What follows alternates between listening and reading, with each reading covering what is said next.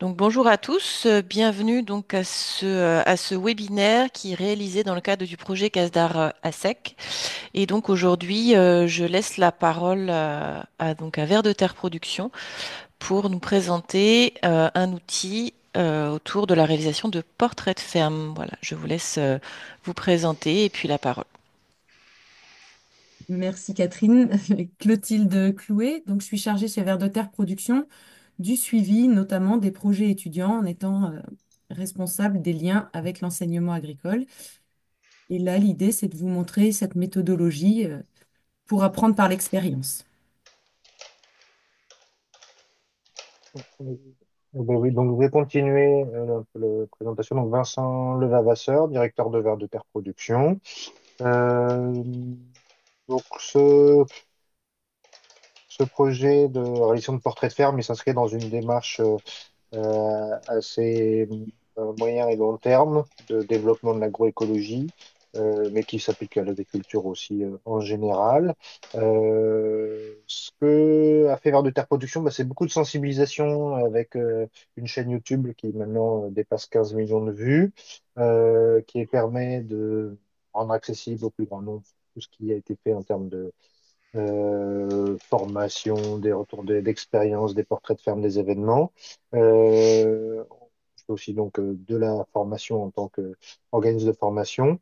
Et ce qui nous intéresse pour continuer à développer l'agroécologie, bah, c'est proposer des expérimentations. Donc les étudiants peuvent être aussi force de proposition pour accompagner le déploiement d'expérimentations. Et ce qui nous semble aussi important, c'est par rapport à toutes les expérimentations qui sont déjà réalisées chez des agriculteurs pionniers, mais de bien documenter, bien montrer ce qui s'y passe chez ces pionniers-là, et pouvoir aussi se comparer à des agriculteurs qui font peut-être des choses plus conventionnelles.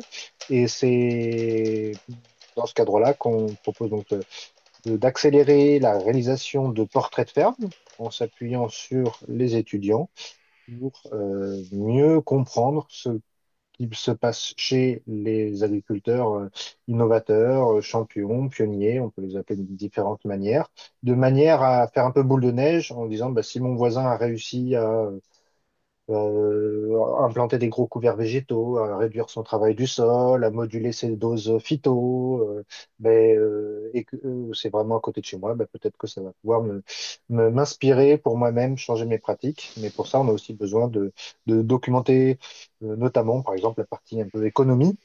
Qu'est-ce qui se passe d'un point de vue économique? C'est bien d'écrire ce qui se passe dans la technique, mais c'est aussi bien de parler économie, c'est bien de parler aussi les résultats environnementaux qui sont adossés derrière, par exemple en réduction de fertilisants, de produits phyto ou de fuel.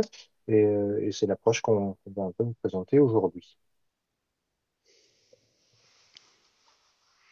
Donc, l'idée, c'est bien de vous présenter une méthode, une méthodologie qui permet de répondre aux enjeux de l'enseignement de l'agroécologie. L'idée, c'est de réussir à passionner les élèves, développer leurs compétences en lien avec la pratique sur le terrain, par l'échange avec des agriculteurs pionniers, des agriculteurs qui ont réussi concrètement dans des systèmes agricoles efficaces, durables, et donc avec vraiment cette idée que les étudiants apprennent par la rencontre, par le partage d'expériences. Donc la méthodologie, elle est structurée, elle est éprouvée, et elle permet, au-delà du portrait de ferme qui peut être euh, écrit, mis en place en tout cas, créé pour un travail, on va dire, scolaire, qui peut être ensuite valorisé dans le monde professionnel, en tout cas dans le monde pour ces étudiants, pour la suite de leur parcours. Donc là, ça va être vraiment l'idée de vous présenter les étapes de la réalisation de portraits de ferme avec une boîte à outils utilisable et diffusable, évidemment. Alors peut-être effectivement avant de démarrer sur le processus de création de ces portraits de ferme, expliquer rapidement ce que c'est qu'un portrait de ferme. Là, typiquement, vous avez la ferme de Longueuil qui fait partie du GIZ Solenco en Normandie. Pour le coup, c'est pas un portrait de ferme qui a été fait par des étudiants, mais le processus a été le même. Euh, c'est des, euh, c'est des pages qu'on retrouve là sur le site Triple Performance qui documente de A jusqu'à Z 100% des pratiques mises en place sur la ferme, y compris des éléments très techniques, le type de fertilisation qui a été utilisé, les itinéraires techniques, mais aussi les éléments économiques, le bilan, le cas échéant de la ferme, les marges sur tel et tel atelier et tout. Donc ça cherche à remplacer la visite que pourrait faire un agriculteur chez un autre agriculteur pendant une semaine à lui poser des milliards de questions. Et là, on voit à droite deux vidéos qui ont été faites. Ça indique que dans ces portraits de ferme, on peut aller plus ou moins loin. On peut décrire plus ou moins les pratiques. On peut faire des webinaires. On peut faire des focus sur certains aspects qui peuvent être techniques, économiques ou même sociaux. Et soit à l'écrit, soit en vidéo. Et pour chacun de ces aspects, on va vous montrer, on a décrit le mode de fabrication de ces différents éléments de manière à ce que ceux qui font ces portraits de ferme, ces vidéos ou ces webinaires ne se perdent pas et soient le plus efficaces possible. La méthode, elle se présente en 6 étapes pour un portrait écrit. Et le portrait webinaire sera présenté juste après par François. Donc, dans ces 6 étapes, on a bien une forme de tiroir et comme disait Bertrand, on prend selon le rendu que l'on souhaite, selon aussi les informations que l'agriculteur va nous donner. Les formats peuvent être courts, peuvent être longs, peuvent être des retours d'expérience, des portraits complets, voilà. Mais la méthode reste la même. Donc, l'idée, c'est de définir ces objectifs au début et de bien rester dans une approche de partage d'expérience qui doit être bénéfique pour les agriculteurs. Donc, on attend quelque chose d'assez qualitatif. Euh, il faut définir évidemment des critères de temps. Donc là, on vous a mis un ordre d'idée du temps qu'on peut passer sur un portrait long qu'on estime à une trentaine d'heures. Et puis voilà, ça se décline selon ce que l'on choisit. L'idée, c'est aussi de savoir, on a un document, donc les documents en bleu, ce que vous voyez, les onglets en bleu, pardon, les petits, les formes en bleu marine, mènent vers des documents qui sont à disposition pour les étudiants. Donc là, il y a tout un document sur les critères de choix, vous en verrez plusieurs dans le webinaire. Et pour que les étudiants approfondissent et choisissent la ferme non pas par hasard, mais bien parce qu'elle apporte quelque chose pour ce qu'ils ont à apprendre. Voilà. On propose aussi et on suggère voilà, que les étudiants fassent un travail bibliographique sur le sujet sur lequel ils vont s'intéresser pour que vraiment le portrait ait de la profondeur et que les agriculteurs sentent que les étudiants ont aussi travaillé leur sujet avant de les interviewer ou de les rencontrer. L'étape suivante, c'est une étape de préparation, de prise de contact. On fournit un formulaire de consentement euh, préécrit pour faciliter la vie de tout le monde. Et on fournit une trame qui est assez complète et qui permet de mener un entretien.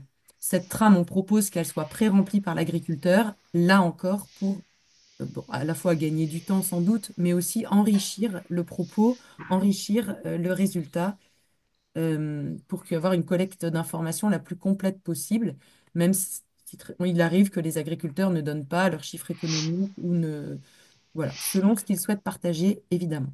Cette trame, c'est une trame sous Excel, hein, un Google Spreadsheet. Et donc l'idée, c'est qu'il reste partagé avec l'agriculteur et l'agriculteur peut y retourner à tout moment, y compris après dans le cours du projet. Exactement. Donc, ce Google Sheet, on le conserve au moment de l'entretien. Donc là, vous le voyez dans l'étape 2 de prise de notes. Il y a ce document recueil de données en Google Sheet. Et pendant l'entretien physique que l'on a avec l'agriculteur, qui peut se présenter sous la forme aussi d'un tour de ferme, d'un tour de plaine, selon les éléments qu'on souhaite mettre en valeur, eh bien, ces données continuent d'être recueillies, évidemment, tout au long de l'entretien. L'idée, c'est aussi de prendre des notes par écrit, mais on fournit aussi toute une panoplie d'outils d'aide à la prise de notes, d'aide à la transcription automatique qui permettent de ne pas perdre de l'information et que le travail des étudiants, là encore, soit riche. Tout ça, c'est des documents qu'on met à jour régulièrement au gré des avancées des différentes applications qui existent. On propose aussi évidemment de prendre des photos, là aussi des photos pertinentes, et puis toute une technique pour que la vidéo, avec voilà, des éléments pour prendre une bonne vidéo. Le recueil de données, il se présente sous cette forme. Donc, c'est ça le fameux Google Sheet, avec là un seul onglet qui est présenté, mais il y a plusieurs onglets, des onglets techniques, des onglets sociaux, les itinéraires techniques. Bon, tout est présenté sous cette forme. Arrive ensuite l'étape de l'écriture de l'article en tant que tel, avec une proposition de structuration de rédaction, euh, un contact si les étudiants ont des petits blocages côté triple performance, notamment parce qu'il est proposé d'intégrer tout un système de graphique qui se fait automatiquement. Euh, on vous en montre plusieurs exemples à suivre. Donc là, la rotation telle qu'elle est écrite dans le Google Sheet et telle que, grâce à l'extension faite par Triple Performance, on obtient le résultat d'une rotation qui est quand même beaucoup plus facile à regarder, qui est dynamique. C'est-à-dire que quand on passe sa souris sur les différentes cultures, eh bien, les éléments liés à la culture qui ont été saisis dans le Google Sheet apparaissent. Donc ça, c'est pour les éléments liés à la rotation. Il y a des graphiques liés à l'assolement qui existent, les graphiques liés à l'itinéraire technique qui sont aussi facilement lisibles et utilisables. Là aussi, c'est toujours en cours de développement, donc, et il ne faut pas hésiter à faire des retours si vous avez rencontré ou une difficulté ou alors un élément que vous imaginez qui pourrait être mieux, et ben, bien sûr, chez Triple Performance, c'est toujours possible d'écrire et de proposer des améliorations en continu. Les graphiques qui suivent peuvent être des graphiques économiques également. Donc là, tout ce qui est lié aux marges brutes, ça aussi, ce sont des graphiques importants. Les graphiques globaux qui sont aussi des graphiques dynamiques, c'est-à-dire que quand vous passez sur les zones, vous obtenez le détail et ce qui rend le portrait de ferme attractif et facile à suivre. L'étape suivante, c'est l'étape de relecture. Évidemment, pour un travail de qualité, il faut une relecture. Donc, en premier lieu, on fait relire par ses formateurs, ses tuteurs, ses collègues. Et puis, Triple Performance apportera aussi un regard sur cet article pour proposer des corrections, des ajouts, voilà, peut-être compléter. Il va peut-être falloir rappeler l'agriculteur pour compléter quelques questions. Bien évidemment, l'agriculteur va aussi relire le portrait qui est écrit sur sa ferme pour y apporter les corrections nécessaires. Ça prend du temps, la correction, la relecture, donc il faut prévoir un petit peu de temps pour ça. Arrive ensuite l'étape de la diffusion sur la plateforme Triple Performance. C'est très simple, comme ça fonctionne comme un wiki, eh bien, il suffit de créer son compte et puis de pouvoir alimenter la plateforme avec ce nouvel article. Ensuite, Triple Performance ajoute le logo de l'établissement scolaire du groupe étudiant ou de la classe qui a réalisé les portraits. Enfin, voilà, tout est mis en œuvre pour que chacun sache qui a fait quoi. Et on invite les étudiants à partager largement sur leur réseau leur travail pour le valoriser là aussi. Donc ça peut donner ça, ce type d'article où là vous voyez qu'il y a le logo du lycée qui apparaît sur le site Triple Performance. Pour la suite, c'est donc François qui va nous présenter la création sous l'aspect webinaire. Donc, oui, bonjour à tous. Moi, je suis chargé de mission chez Verter Productions. Donc, le principe d'un portrait en webinaire, on reste dans la même idée des autres portraits, sauf qu'on rajoute, on rajoute deux autres étapes. C'est toujours les systèmes de tiroirs où on prend en fonction de nos nécessités. Donc, le principe, c'est d'étudier une problématique particulière ou une technique particulière avec sur les aspects techniques et économiques en allant précisément dans le détail. Pour les étapes de réalisation, il faut l'entretien, il y a un entretien préalable qui est fait par une trame simplifiée. Et ensuite, à partir de cet entretien préalable, les étudiants complètent un support Google Slide là, qui fait partie des liens. Et ils ont juste qu'à compléter cette présentation et à partir aussi des autres documents pour réaliser les schémas et, euh, et fournir et ainsi compléter le diaporama et l'agriculteur ensuite par la suite a juste qu'à commenter et décrire ses pratiques à partir d'un support qui est déjà fait et de photos, et de photos que l'agriculteur aura données. Ça permet de faire une application directe de ce que dit l'agriculteur, de voir les effets par des photos. Et il y a aussi des tableaux qui permettent aussi de faire la comparaison avec des indicateurs précis comme le rendement pour voir si donner un aperçu de la comparaison par rapport au groupe de référence. Il y a, tous les documents sont disponibles par les enseignants et par les étudiants. Chaque établissement peut mettre son filigrane adapté sur la présentation. Ça permet de moduler un peu les types de présentation. Ce qu'on peut dire aussi, c'est que ce portrait en format webinaire, il peut venir aussi en complément d'autres portraits et il a l'avantage d'être adaptable en fonction de différentes pratiques, problématiques qu'on veut aborder. Donc, il est très modulable et il y a moins de contraintes, ça prend moins de temps aux agriculteurs et il y a moins de contraintes en termes de déplacement pour des étudiants ou pour des agriculteurs qui sont assez loin. Mais on reste sur un contenu qualitatif. euh, Car on veut aller dans les détails des différentes pratiques. Pour la réalisation du webinaire et du montage, on fournit un guide aux étudiants avec toutes les étapes très précises de réalisation du webinaire qui est mise à jour très régulièrement. Et c'est couplé à un article qui est rédigé sur Triple Performance pour accompagner la vidéo enregistrée avec l'agriculteur. Donc là, ça, c'est un exemple de rendu. Euh, sur certains slides, il y a les informations précises où l'agriculteur peut commenter et décrire l'assolement, la rotation, le lieu précis. Et ensuite, d'autres photos où il peut décrire un peu sa façon de travailler et l'application de ces techniques qu'il a décrit auparavant. Et pour la diffusion en fonction de la qualité, elle peut se faire sur tout type de canaux. En fonction de la qualité, elle pourra être diffusée sur Veriter Productions. Et à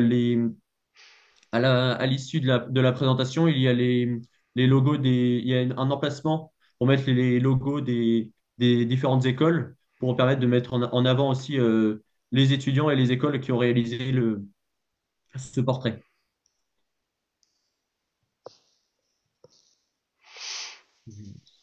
Juste pour compléter, un des éléments intéressants avec les webinaires, c'est que lors d'un entretien, ce qu'évoquait Clotilde au début, quand l'agriculteur s'adresse à des étudiants, il a tendance à leur expliquer comme à des étudiants. et donc à pas leur parler comme si c'était d'autres agriculteurs qui s'intéressaient à ces pratiques. Et le risque, c'est que du coup, il garde pour lui un certain nombre d'informations plus intéressantes qu'il aurait données à d'autres agriculteurs. Sur un webinaire, c'est différent. Parce que comme il est en train de s'adresser à quelque chose qui est potentiellement enregistré ou qui est vu par d'autres agriculteurs, il va commenter ce qu'il a dit avant aux étudiants, mais il va rajouter forcément des informations plus intéressantes pour les autres agriculteurs.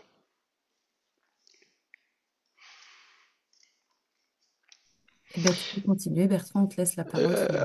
Merci beaucoup. Bah, avance d'une slide si tu veux. Dans tout ce projet, vous l'aurez compris, l'objectif c'est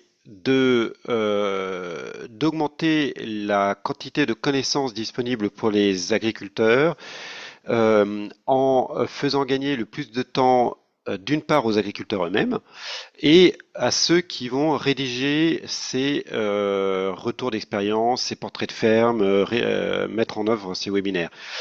Dans toute cette affaire, il y a évidemment beaucoup de temps gagné à avoir un process qui a déjà été écrit.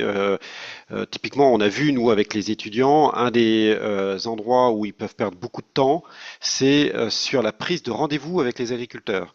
C'est bête, mais on peut perdre un mois simplement parce que les étudiants ne savent pas comment appeler les agriculteurs.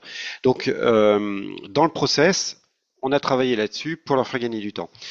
Et un des endroits aussi où on peut perdre du temps, c'est sur la saisie d'un certain nombre de données qui sont un peu pénibles. Ça peut être des données issues de la compta, des données sur les itinéraires techniques, des données de météo et tout et tout. Donc une des facettes du travail qu'on mène, c'est d'essayer d'automatiser la collecte de cette donnée. Donc au milieu, vous avez toujours cette trame sur Google Spreadsheet qui sert de point de contrôle et de saisie entre l'étudiant ou le conseiller qui fait ce portrait de ferme et l'agriculteur. Et en amont de ce Google Spreadsheet, on a là à gauche équilibre, mais ça peut être un certain nombre d'outils. On est en train de travailler par exemple avec un, un outil de traçabilité donc qui a tout plein d'informations sur les itinéraires techniques qu'a eu l'agriculteur. Ça peut être comme Equilibre, donc je ne sais pas si vous connaissez Equilibre, mais c'est un outil de gestion de ferme, hein, type ERP où on a toute la compta et entre autres. Ça peut être des outils de stations météo, voilà. Enfin, il y a tout plein d'outils qu'on peut intégrer en amont. Les données vont être déversées dans le document Google, puis ensuite vont être reprises par l'agriculteur avec l'étudiant. Typiquement, dans des données de compta, il y a peut-être des choses qu'il faut simplifier parce que ça nuit à la lecture, ça ne raconte pas l'histoire qu'on a envie de raconter. Donc, on simplifie tous ces tableaux de manière à ce que ce soit compréhensible en sortie. Et après, en aval de ce document de trame sous Google Spreadsheet, on peut mettre à jour le portrait de ferme directement, comme l'a indiqué Clotilde, et créer différents types de graphiques ou différentes sections dans les portraits de ferme. Donc ça c'est quelque chose aussi qui évolue au fil des portraits de ferme, au fil des projets et des outils qu'on peut connecter en amont en fonction des API qu'ils veulent bien nous mettre à disposition. Alors, je sais plus si on avait. Voilà, donc là typiquement dans Équilibre, on a aussi une toute une notion d'activité par parcelle et et donc là typiquement c'est intéressant nous d'extraire ces notions d'activité. Donc ce qu'on appelle une activité, ça va être par exemple le le maïs grain que l'agriculteur va avoir dans son assolement, de manière à en extraire sa marge brute d'une année à l'autre et ensuite lui pourra compléter sur l'itinéraire technique qu'il aura mis sur ce maïs grain.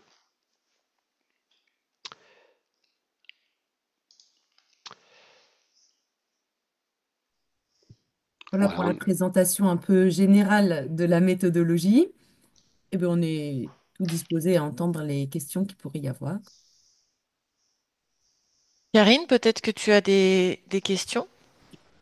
Oui, bonjour tout le monde. Merci pour cette présentation. C'est intéressant. Après, bon, moi, je suis formatrice et chargée d'ingénierie au CFPPA de la Dordogne. Et par rapport à ce que vous avez dit, c'est vrai que bah, en formation, on pratique des projets de ferme. Après, pas forcément sous cette forme-là. Par exemple, sur des licences professionnelles, valorisation, animation et médiation des territoires, ils ont un module sur les systèmes agraires où ils ont une semaine de diagnostic. Donc, il y a une rencontre avec l'exploitant, une récupération des données effectivement en amont. Euh, alors là, c'est souvent des fermes, enfin tout dépend des fermes, mais c'est plutôt, on va plutôt travailler avec la marguerite, donc plutôt diagnostic de durabilité avec la marguerite des maisons des paysans. Et à partir de là, ils vont analyser, compléter, renseigner, et après faire une restitution plutôt portrait, effectivement, mais avec des propositions d'évolution en mettant bien en lien avec les finalités, les objectifs devant l'agriculteur. Après, dans nos formations adultes BP, aussi en BPREA, on a pareil une semaine sur la durabilité, alors avec d'autres outils, mais de la même façon, avec des visites, enfin une visite, et puis après une analyse et transposable après par rapport à leur projet et ou alors sur leur on va dire leur lieu de stage. Euh, et après, ben, dans les autres classes, hein, de toute façon, en BTS, Bac Pro, il y a aussi des semaines comme ça dédiées, notamment les BTS Axe là, à la rentrée vont avoir une semaine en commun, les premières et les deuxièmes années, avec une visite d'exploitation, avec deux niveaux, deux entrées différentes, enfin du moins deux résultats différents que l'on veut obtenir, pardon. Les premières années, ça sera plutôt pour faire un diagnostic, enfin non, un portrait de ferme premier niveau, on va dire, pour bien connaître les systèmes de production, de commercialisation, les finalités. Et après, les BTS2, eux, vont aller plus loin, vont vraiment aller dans le diagnostic avec des diagnostics du système dans son ensemble et avec des évolutions, enfin des propositions d'évolution aussi. Après, donc voilà, il y a toujours cette prise de renseignement. Souvent, en amont, forcément, on récupère notamment les données comptables. Effectivement, c'est pas les plus faciles à analyser. Et ensuite, une présentation, alors plutôt sous forme de PowerPoint. Voilà. Donc, c'est vrai que ce qui est intéressant dans vos présentations, c'est la structuration pour l'écrit. Avec des outils qui effectivement sont automatisés, qui sont intéressants, et aussi la présentation sous forme de webinaire, qui je pense va pouvoir aussi bien amuser entre guillemets les apprenants. Et puis ça fait une façon assez dynamique aussi. Et aussi par rapport à votre remarque sur les agriculteurs, effectivement, pour n'importe quel professionnel, finalement, en fonction de son public, il va. Oui, c'est vrai que quand il a des étudiants, il va s'attendre, enfin, il va, comment dire, peut-être être moins technique, précis que si c'est un conseiller. Après, en amont des visites, voilà, on prépare la visite, on explique aussi la posture que l'on a, les objectifs de ces entretiens. Et dans le cadre du CASDAR ASEC, effectivement, il faudra insister dans le fait que ils sont en posture de conseiller et que voilà, il y a ce côté, on pourra aller plus loin dans la réflexion avec des questions voilà, qui sont bien plus précises. Mais oui, ça à prendre en compte effectivement dans les entretiens. Voilà, c'était une petite, un petit retour d'expérience, on va dire. Du coup, moi, j'avais une Ok. question. Enfin, mettons, demain, concrètement, un enseignant veut mobiliser cet outil avec ses apprenants. Quelle est la démarche? Est-ce qu'il y a un temps pour que l'enseignant comprenne les outils? Enfin, voilà, concrètement, comment ça se passe si demain j'ai un enseignant qui me dit oui, je vais vous faire un portrait de ferme selon la méthode vers de terre production? Oui, il y a un temps de formation en amont ou voilà. Alors, c'est très simple. En fait, vraiment, avec ce parcours utilisateur, On retrouve tous les documents qui sont accessibles, qui sont complètement accessibles. Le temps d'appropriation, il est pas très long. Nous, on l'a testé avec des étudiants euh, et on a eu éventuellement un échange téléphonique pour le recueil de données sur le Google Sheet, si éventuellement des choses sont à éclaircir. Honnêtement, les étudiants sur la saisie des tableaux, bon, évidemment, ça c'est facile, mais après la mise en graphique, ils s'en sortent très bien. Enfin voilà, ils sont habitués et ça ne relève pas d'une difficulté. Donc, bien sûr qu'on peut accompagner, hein, que ce soit Triple Performance ou Vers de Terre Production. On a l'habitude d'accompagner les groupes étudiants, mais la prise en main de la méthode, elle est très simple. Oui, de manière générale, ce qui se passe, c'est qu'on fait, dans tous les cas, la première étape, c'est de prendre contact avec nous. Souvent, on organise au moins une rencontre avec les étudiants, que ce soit en visio ou en classe, pour leur expliquer un petit peu l'objectif. C'est vrai que c'est une démarche qui va un peu plus loin que des portraits de femmes qui peuvent être faits d'habitude dans les projets, mais qui restent, entre guillemets, confinés dans l'enceinte de l'école. Là, l'objectif de ces portraits de ferme, c'est qu'ils deviennent publics à terme. Donc ça change complètement la posture que doivent avoir les étudiants et on essaie de leur expliquer pourquoi il faut qu'ils aient une posture différente et et pourquoi c'est intéressant que ces portraits de ferme soient publics. Et, euh, et donc pendant cette rencontre, les étudiants et les accompagnateurs pédagogiques comprennent le cadre et ensuite on se lance dans le projet. Et ensuite, c'est très variable en fonction des projets. On a des projets où on a fait un suivi euh, euh, très fin des groupes d'étudiants. On avait un WhatsApp par groupe d'étudiants, etc. D'autres où c'est les accompagnateurs pédagogiques sur place qui ont fait ce travail. Ça dépend aussi du niveau des étudiants, etc., etc. Donc tout ça, c'est à cadrer ensemble au départ et l'idée, c'est que ces outils soient à disposition, entre guillemets, des enseignants et qu'après, ils aillent prendre les petits bouts qui les intéressent, quoi. Ok. Donc les outils sont disponibles en autonomie, en libre accès, C'est mais ça. faut prendre, voilà, pour que ce soit bien fait, il faut prendre contact avec vous et vous assurer un suivi plus ou moins fort en fonction des besoins. Oui, j'allais dire, toute connaissance mise en ligne est toujours intéressante. D'ailleurs, c'est possible de compléter un portrait de ferme qui a déjà été fait par d'autres étudiants 2 ans auparavant, par exemple, de retourner voir l'agriculteur et puis d'aller plus loin dans la documentation de certains aspects de sa ferme. Euh, mais, euh, mais disons que si on veut qu'effectivement à la sortie ce soit un travail de qualité qui soit publié sur Triple Performance et donc bien visible, ou publié sur la chaîne Vers de Terre avec ses 100 000 abonnés, Mm. bon c'est mieux qu'il y ait effectivement une bonne interaction entre nous et l'équipe d'enseignants. Ok. Et je rebondis sur ce que tu disais, Bertrand, sur l'idée de reprendre un portrait qui a déjà été fait et qu'on peut remettre à jour, notamment, on aime bien parler des étapes de transition dans l'agroécologie parce qu'on sait Mm. que c'est sensible, et compléter un portrait qui a été fait il y a 3 4 ans par un portrait webinaire, ben là, on prend vraiment de l'ampleur parce que et on enrichit vraiment l'élément. Donc voilà, ça aussi, finalement, c'est peut-être un peu moins chronophage qu'un portrait complet. J'entends bien pour un format d'enseignant, si les élèves sont alternants, enfin, on sait bien qu'il n'y en a pas beaucoup de temps, eh bien, cette reprise, elle peut être aussi très riche.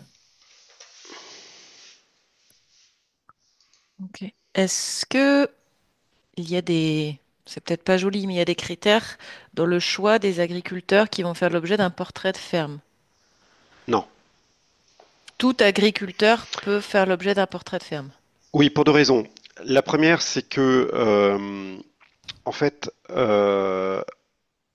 quand on demande à un agriculteur s'il fait de l'agroécologie, en réalité, tous les agriculteurs vont vous dire oui, moi j'en fais plus ou moins. Ou alors, la compréhension d'un agriculteur sur son impact agroécologique, elle est, j'allais dire, très liée à sa compréhension elle-même de lui-même de l'agroécologie. Et en réalité, il n'y a pas un agriculteur qui n'est pas quelque part dans son itinéraire technique ou dans sa manière de faire des choses qui n'intéressent pas d'autres agriculteurs. Donc dans tous les cas, c'est intéressant de documenter tout ce qui se passe dans tous les systèmes parce que parfois ce sera pas sur des aspects techniques agronomiques, mais ce sera sur le mode de vente. Ce sera sur la capacité à négocier tel ou tel truc en amont ou à réutiliser tel type d'outil. Enfin voilà. Donc on ne sait jamais qu'est-ce qui peut intéresser les autres agriculteurs. Et puis même si finalement un agriculteur n'a pas un système particulièrement extraordinaire à démontrer, eh ben ça constitue quand même un benchmark. Ça permet de se dire ah bah tiens moi je pensais que j'étais nul mais en fait quand je regarde par rapport à lui et à lui sur tel et tel aspect je me débrouille pas si mal. Et donc ça permet aussi de se positionner et si disons que à l'inverse si on ne documentait que des fermes pionnières avec des résultats tout à fait exceptionnels, ça pourrait aussi constituer un frein au passage à l'agroécologie parce que les agriculteurs entre guillemets moyens vont se dire ah bah oui mais lui il y arrive parce que il est exceptionnel, moi je suis moyen, je vais jamais y arriver. Donc plus on documente des fermes dans tous les niveaux de performance et tous les niveaux de maturité, eh ben plus on embarque aussi tous les autres agriculteurs dans cette dynamique. Ok. Et du coup, est-ce que vous pouvez rappeler quel est votre objectif derrière cette volonté de vouloir faire voilà, de documenter un maximum de portraits de ferme?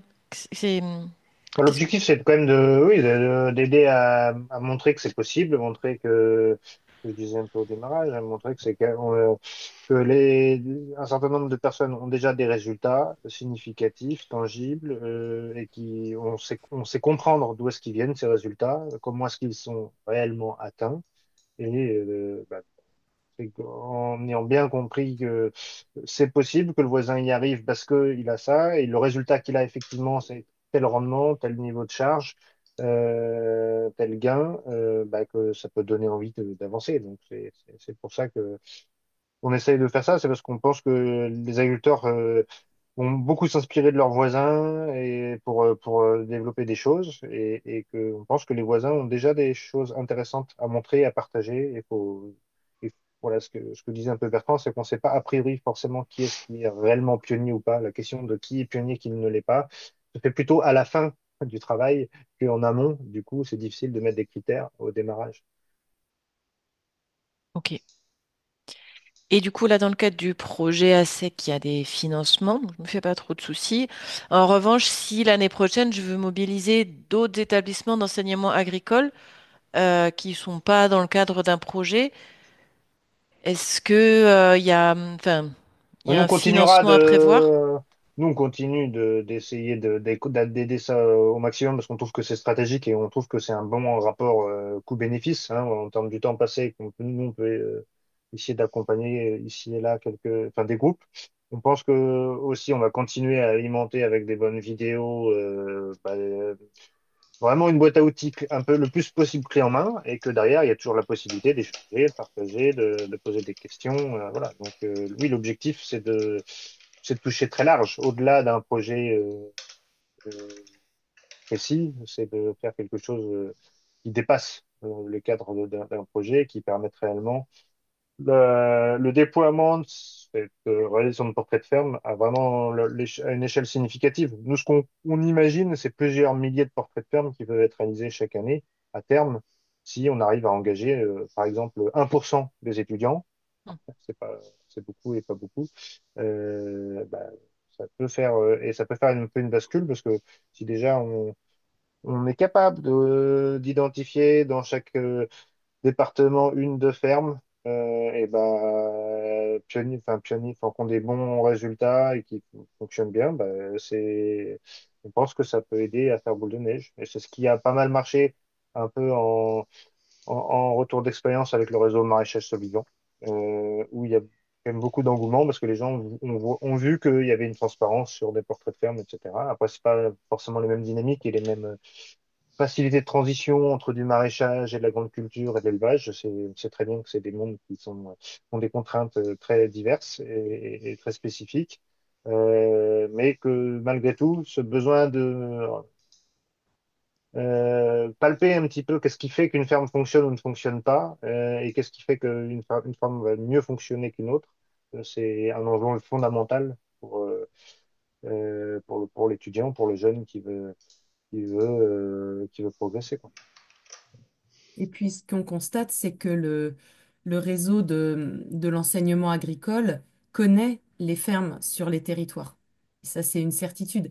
Et bon, par le réseau, les jeunes aussi, évidemment, par leur réseau personnel, les formateurs, les enseignants, par leur réseau, savent très bien que telle ferme, elle fonctionne très bien sur tel aspect. Et ça, c'est une richesse qui est vraiment propre à l'enseignement agricole. Pour Et inversement, les enseignants sont des fois, ils connaissent un certain nombre d'agriculteurs et sont des fois en demande d'en connaître d'autres. Voilà. Les deux sont possibles. Et après, l'idée, c'est aussi d'aller sur une forme de cartographie. C'est quelque chose qu'on appelle aussi petit à petit et qu'on souhaite organiser et développer une cartographie de ces fermes pour faciliter la mise en relation entre l'établissement agricole, l'étudiant, un porteur de projet, quelqu'un qui veut se former par du salariat, peut-être auprès de l'agriculteur derrière. Enfin, on sait que c'est important de côté réseau. Ok. Et du coup, un enseignant, donc là je parle pour ceux qui reverront le webinaire, un enseignant intéressé qui peut contacter chez vous en priorité pour avoir plus d'informations? Quel est Bah, l'interlocuteur? Clotilde, je pense. Non, Exactement. Je suis l'interlocuteur. Et puis Ok, sans problème, je peux donner mes coordonnées. ok. Voilà. Karine, est-ce que tu avais d'autres interrogations? Non, pas spécialement. Après, effectivement, ce serait intéressant d'en parler au séminaire Hmm, pédagogique et voir comment on peut intégrer voilà, vos interventions dans nos progressions pédagogiques ou voilà, puisque dans le cadre du projet, ça peut être facilement intégré. Voilà, c'est l'occasion de tester aussi. c'est ça, c'est l'idée. Cette année, on a testé un guide d'entretien qui était, voilà, qui avait ses avantages, ses inconvénients. On va voir un peu l'année prochaine comment on peut adapter pour que ce soit, pour que les jeunes puissent le prendre en main sans trop de difficultés. Voilà comment on peut s'appuyer, essayer d'être efficace et de s'appuyer sur ce qui est déjà fait. Peut-être qu'il y aura des choses que nous, on va compléter dans le cadre des apprentissages. Mais, euh, mais voilà, je pense qu'on peut essayer, on va voir comment on peut tester des choses. Oui. Ouais, intéressant. En tout cas, nous, on est intéressés d'échanger et de continuer à échanger aussi sur ces méthodes, hein, Mm. d'un côté comme de l'autre. non. Super. Merci Eh beaucoup. ben, merci à tous. Du coup, je vous remercie. Je vous souhaite une bonne journée. Oui. Et